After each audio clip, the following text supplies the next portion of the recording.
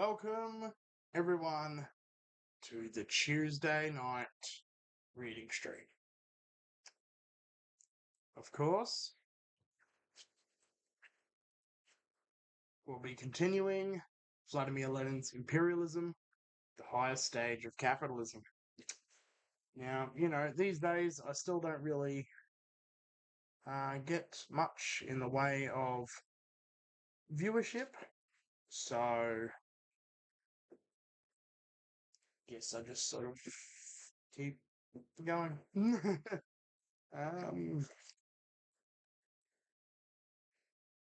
But yeah, all right. Let's begin.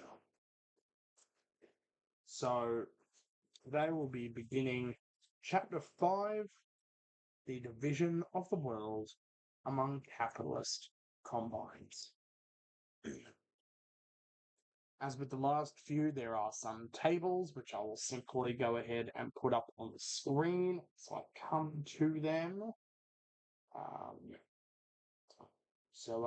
Yeah. Monopolist, capitalist combines, cartels, syndicates, trusts, divide among themselves, first of all, the whole internal market of a country,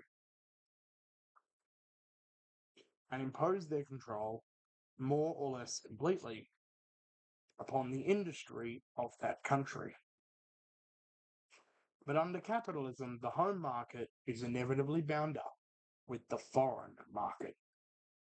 Capitalism long ago created a world market.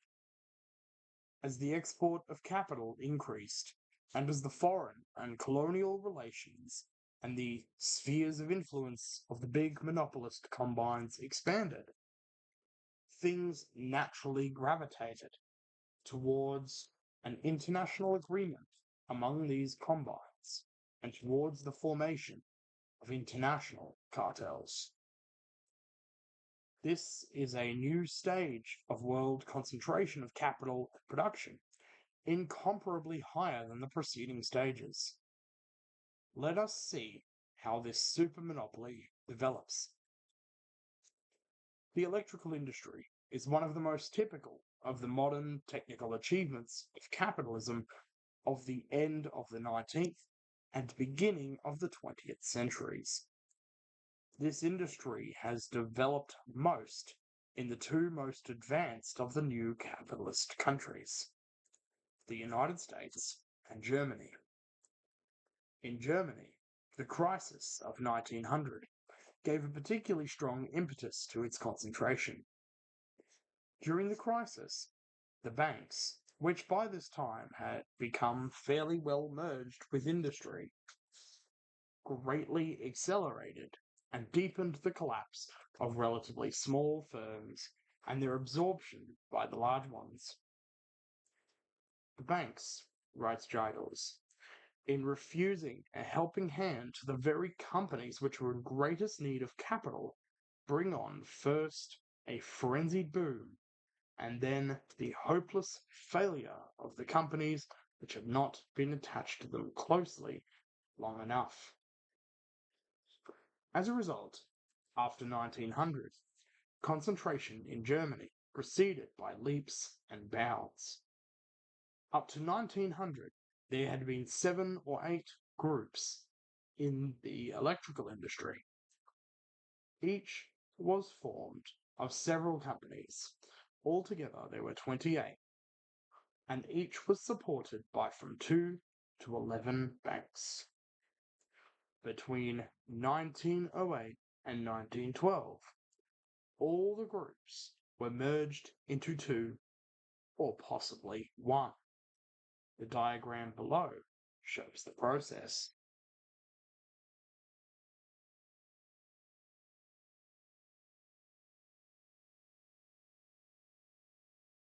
Leave that there for a bit. So essentially, this is just going through basically these electrical industry groups who have sort of consolidated over time. So all of this.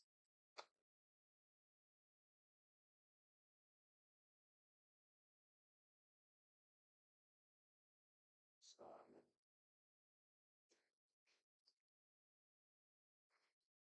right. Probably enough.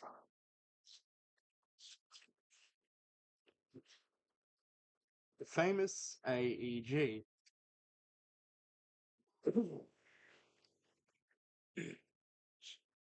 General Electric Company,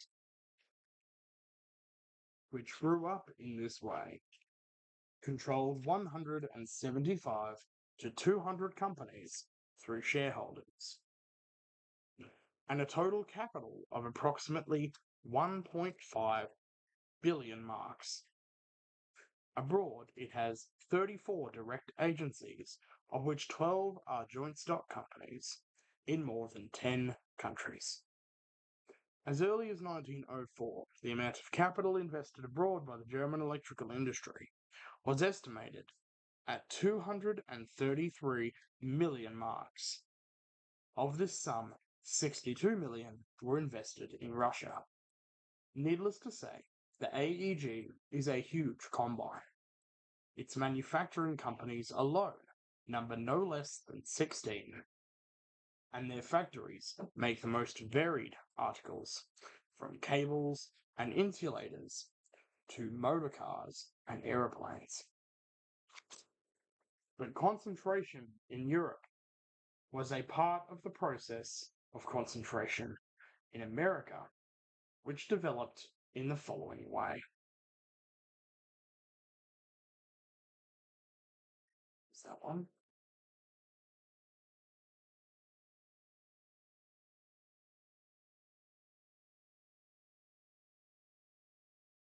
Yeah.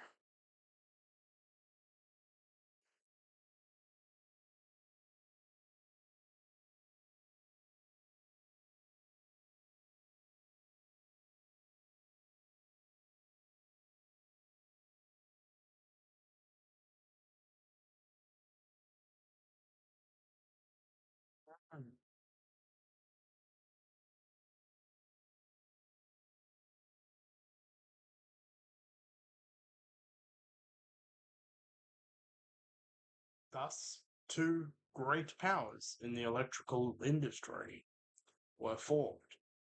There are no other electric companies in the world completely independent of them, wrote Heineck in his article The Path of the Electric Trust.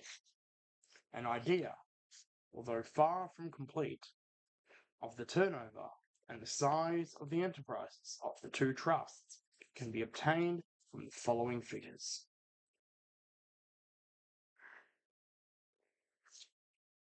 Um,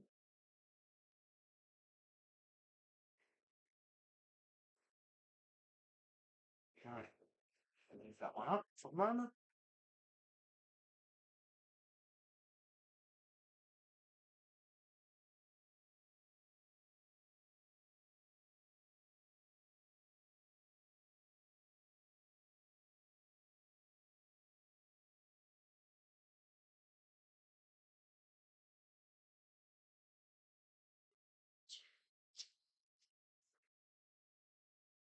By 1907, the German and American trusts concluded an agreement by which they divided the world between themselves.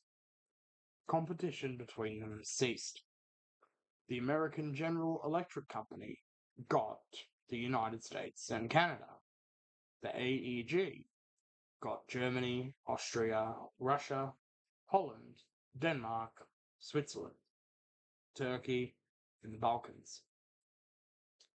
Special agreements, naturally secret, were concluded regarding the penetration of subsidiary companies into new branches of industry, into new countries formerly not yet allotted. The two trusts were to exchange inventions and experiments. It is easy to understand how difficult competition has become against this trust, which is practically worldwide, which controls a capital of several billion, and has its branches, agencies, representatives, connections, etc., in every corner of the world. But the division of the world between two powerful trusts does not remove the possibility of redivision. If the relation of forces changes as a result of uneven development, war, bankruptcy, etc.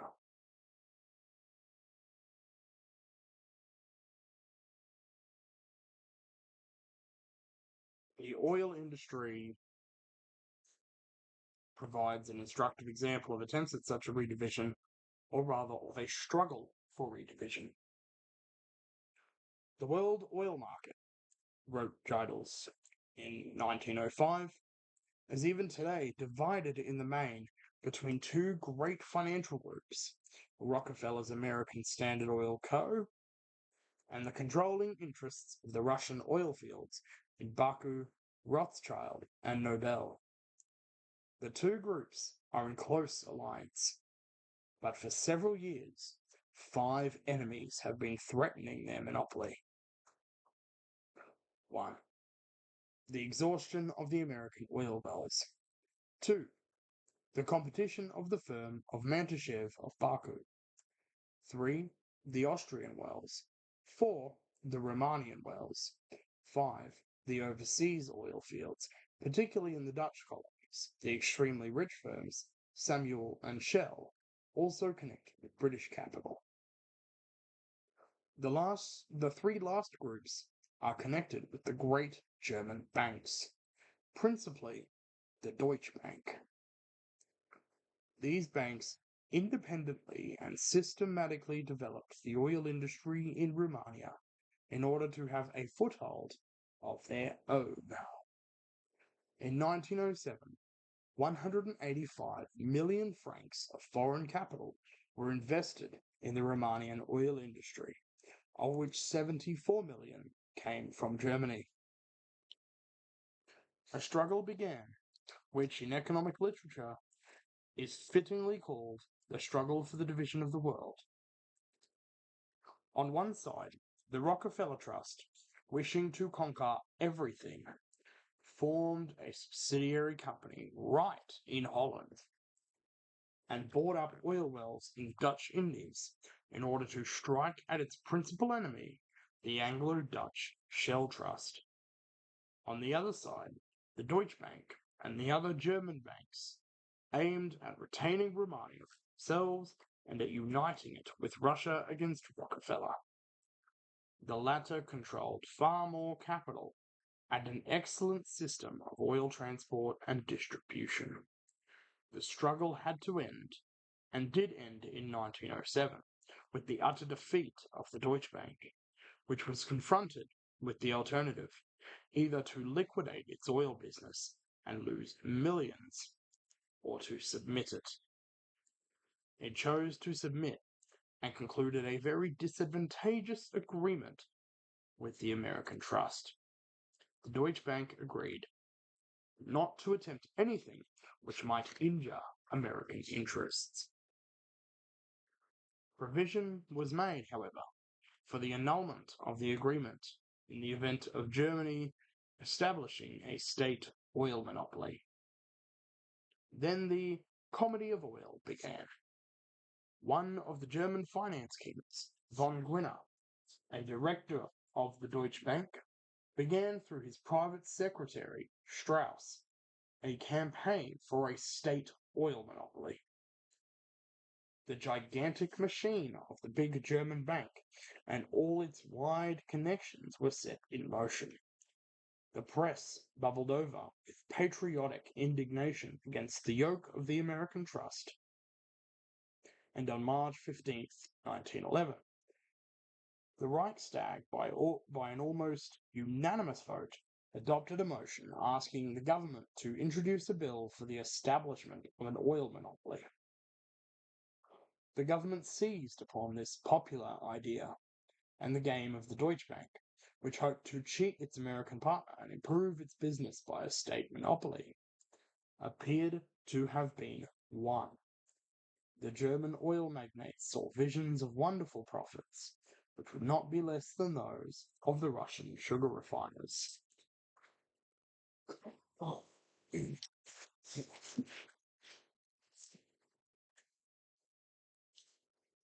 But firstly, the big German banks quarrelled among themselves over the division of spoils. The Diskonto Gesellschaft exposed the covetous aims of the Deutsche Bank. Secondly, the government took fright at the prospect of a struggle with Rockefeller. It was doubtful whether Germany could be sure of obtaining oil from other sources. The Romanian output was small. Thirdly, just at that time, the 1913 credits of £1 billion were voted for Germany's war preparations. The project of the oil monopoly was postponed. The Rockefeller Trust came out of the struggle, for the time being, victorious. The Berlin Review, Die Bank, said in this connection that Germany could only fight the oil trust by establishing an electricity monopoly and by converting water power into cheap electricity. But, the author added, the electricity monopoly will come when the producers need it.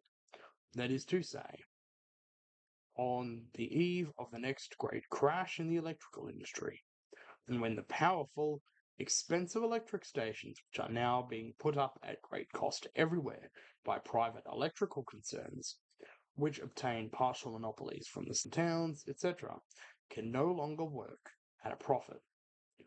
Water power will then have to be used, but it will be impossible to convert it into cheap electricity at state expense. It will have to be handed over to a private monopoly controlled by the state because of the immense compensation and damages that would have to be paid to private industry. So it was with the nitrate monopoly, so it is with the oil monopoly, so it will be with the electric power monopoly. It is time for our state socialists who allow themselves to be blinded by beautiful principles to understand once and for all that in Germany monopolies have never pursued the aim, nor have they had the result of benefiting the consumer or of handing over to the state part of the entrepreneur's profits. They have served only to facilitate, at the expense of the state, the recovery of private industries which were on the verge of bankruptcy. Such are the valuable admissions which the German bourgeois economists are forced to make. We see plainly here how private monopolies and state monopolies are bound up together in the age of finance capital. How both are but separate links in the imperialist struggle between the big monopolists for the division of the world. In mercantile shipping, the tremendous development of concentration has ended also in the division of the world. In Germany, two powerful companies have raised themselves to first rank, the Hamburg America and the Norddeutsche Lloyd, each having a capital of 200 million marks in stocks and bonds, and possessing 185 to 189 million marks worth of shipping tonnage. On the other side, in America, on January 1st, 1903, the Morgan Trust, the International Mercantile Marine Co., was formed, with united 9 British and American steamship companies, and which controlled a capital of $120 million, 480 million marks. As early as 1903, the German giants and the Anglo-American Trust concluded an agreement and divided the world in accordance with the division of profits. The German companies undertook not to compete in the Anglo-American traffic. The ports were carefully allotted to each. A joint committee of control was set up, etc. This contract was concluded for 20 years, with the prudent provision for its annulment in the event of war. Extremely instructive also is the story of the creation of the International Rail Cartel. The first attempt of the British, Belgian, and German rail manufacturers to create such a cartel was made as early as 1884, at the time of a severe industrial depression. The manufacturers agreed not to compete with one another for the home markets of the countries involved, and they divided the foreign markets in the following quotas. Great Britain 66%, Germany 27%, Belgium 7%. India was reserved entirely for Great Britain. Joint war was declared against a British firm which remained outside the cartel.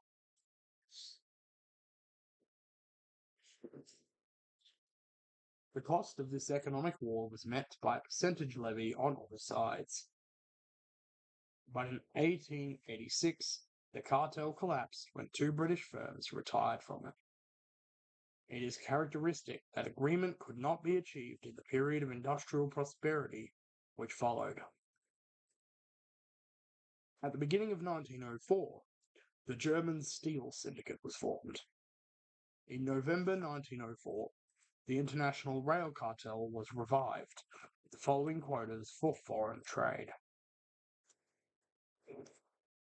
England 53.5%, Germany 28.83%, the United States Steel Corporation entered the cartel, then Austria, then Spain.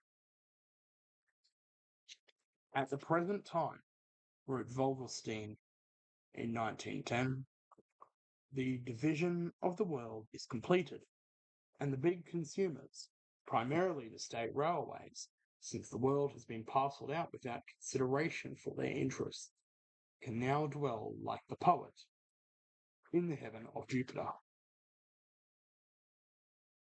We will mention also the International Zinc Syndicate, established in 1909, which carefully apportioned output among 5 groups of factories: German, Belgian, French, Spanish, and British. Then there is the International Dynamite Trust, of which Leifman says that it is quite a modern, close alliance of all the manufacturers of explosives who, with the French and American dynamite manufacturers who have organized in a similar manner, have divided the whole world among themselves, so to speak. Leifman calculated that in 1897 there were altogether about 40 international cartels in which Germany had a share, while in 1910 there were about 100. Certain bourgeois writers, with whom Karl Kautsky, who has completely abandoned the Marxist position he held, for example, in 1909, has now associated himself, expressed the opinion that international cartels are the most striking expressions of the internationalization of capital, and therefore give the hope of peace among nations under capitalism. Theoretically, this opinion is absurd, while in practice it is sophistry and a dishonest defense of the worst opportunism. International cartels show to what point capitalist monopolies have developed, and they reveal the object of the struggle between the various capitalist groups. This last circumstance is the most important. It alone shows us the historico-economic significance of events, for the forms of the struggle may and do constantly change in accordance with varying, relatively particular, and temporary causes, but the essence of the struggle, its class content, cannot change while classes exist. It is easy to understand, for example, that it is in the interests of the German bourgeoisie, whose theoretical arguments have now been adopted by Kautsky. We will deal with this later.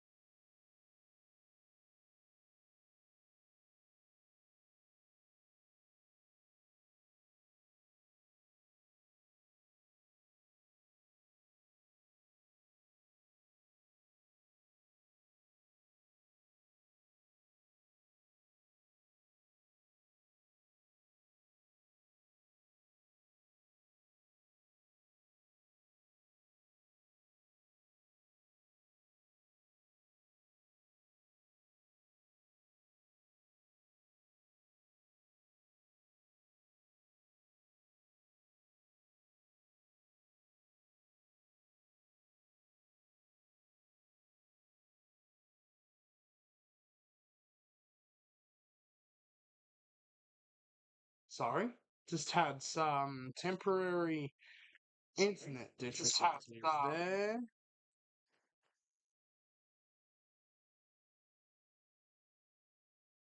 Um,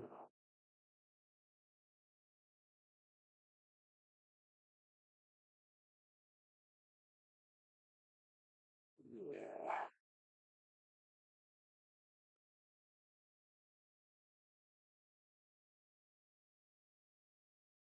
Just let me double check all of this.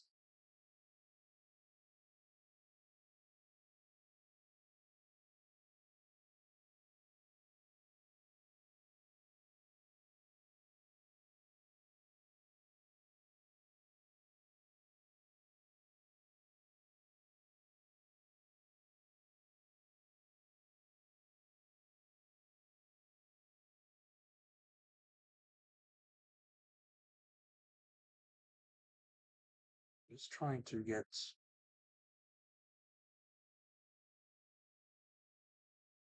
Trying to make sure I have not lost anything.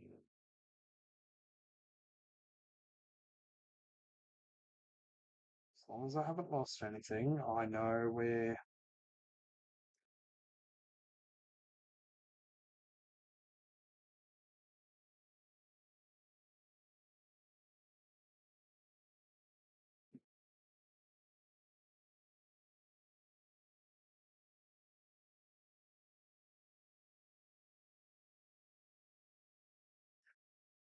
I guess I'll have to see afterwards. But I will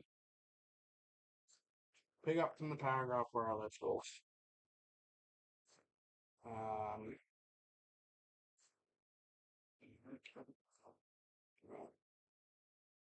certain bourgeois writers, with whom Karl Kautsky, who has completely abandoned the Marxist position he held, for example, in 1909, has now associated himself, expressed the opinion that international cartels are the most striking expressions of the internationalization of capital, and therefore give the hope of peace among nations under capitalism. Theoretically, this opinion is absurd, while in practice it is sophistry and a dishonest defense of the worst opportunism. International cartels show to what point capitalist monopolies have developed, and they reveal the object of the struggle between the various capitalist groups. This last circumstance is the most important.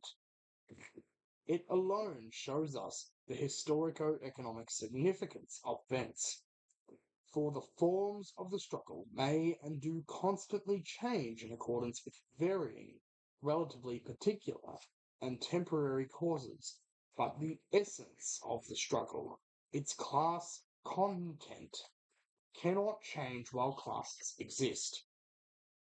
It is easy to understand, for example, that it is in the interests of the German bourgeoisie, whose theoretical arguments have now been adopted by Kautsky, we will deal with this later, to obscure the content of the present economic struggle, the division of the world, and to emphasize this or that form of the struggle. Kautsky makes the same mistake. Of course, we have in mind not only the German bourgeoisie, but the bourgeoisie all over the world. The capitalists divide the world not out of any particular malice, but because the degree of concentration which has been reached forces them to adopt this method in order to get profits. And they divide it in proportion to capital, in proportion to strength, because there cannot be any other system of division under commodity production and capitalism. But strength varies with the degree of economic and political development. In order to understand what takes place, it is necessary to know what questions are settled by this change of forces. The question as to whether these changes are purely economic or non-economic, e.g., military, is a secondary one, which does not in the least affect the fundamental view on the latest epoch of capitalism. To substitute for the question of the content of the struggle and agreements between capitalist combines the question of the form of these struggles and agreements, today peaceful, tomorrow warlike, the next day warlike again, is to sink to the role of a sophist. The epoch of modern capitalism shows us that certain relations are established between capitalist alliances based on the economic division of the world. While parallel with this fact and in connection with it, certain relations are established between political alliances, between states, on the basis of the territorial division of the world, of the struggle for colonies, of the struggle for economic territory. Since I had that issue, and I don't know whether or not I have lost anything of the stream, I am just gonna cut it off here. And if I've lost crap, I will just delete it and redo the chapter next week. So I will see how that goes. It'll probably start sorting itself out afterwards. And I will know. But yeah, I will just finish it off tonight. I really need to figure out what's going on. Probably need to trim some trees.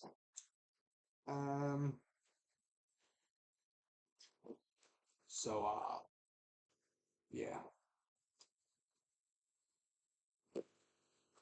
But, yeah, just gonna leave it there. Obviously, gaming stream on Thursday.